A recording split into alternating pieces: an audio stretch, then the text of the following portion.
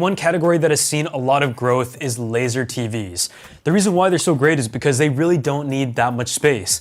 Traditionally, projectors, you have to keep it a couple feet away from the wall, and it might take up some space, or you have to mount it on the ceiling. But with a laser TV, you're able to have that short throw experience with a large screen, just a comparatively affordable compared to the other laser TVs on the market. And it's able to give you a 4K resolution projection at up to 150 inches.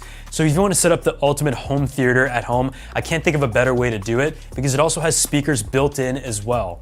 Talking about the image quality though, it has a 100% Rec. 709 color gamut, and through the laser light source technology is able to give you good contrast and good colors when you're enjoying movies, TV shows, sports, and much more. It also has a motion smoothing technology built in, and I also love that it uses Android Smart TV system, because that is actually what I use on the TVs around the house. It is definitely my platform of preference because you have access to the entire App Store, as well as over 700,000 movies, TV shows, and entertainment. So navigationally, the tiles are all very well laid out. There's different categories, the apps that you want to install, and in my case, I usually use YouTube, Netflix, and occasionally I'll have Crave as well. On the top, you have your recommendations, and I also stream a lot of YouTube videos directly to projectors, which is what I'm going to be doing in this demonstration.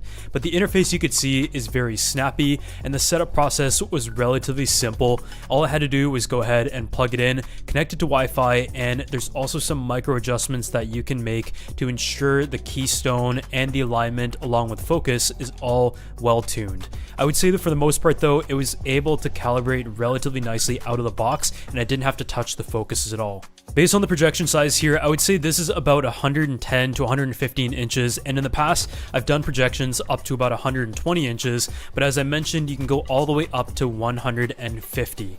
The minimum size recommended is about 80 inches, which is already huge. And I would say if you're trying to fill a living room, but you don't want to have like an ugly TV on the wall, then this is the perfect solution. I would put this in a room where there isn't any windows, for example, a movie theater room, so you don't have to have anything mounted to the ceiling, or for example, in a lake house where the TV may not be the main priority and you really only use it in the evening.